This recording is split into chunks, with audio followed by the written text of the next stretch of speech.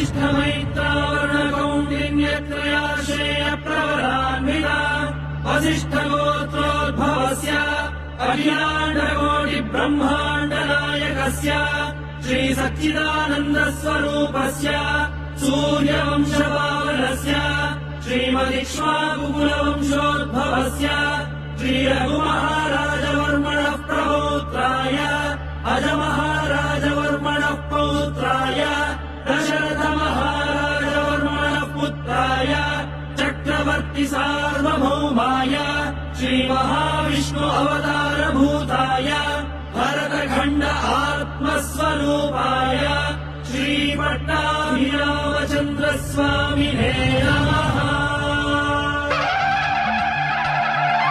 विराजमान है मेरे लल्ला, विराजमान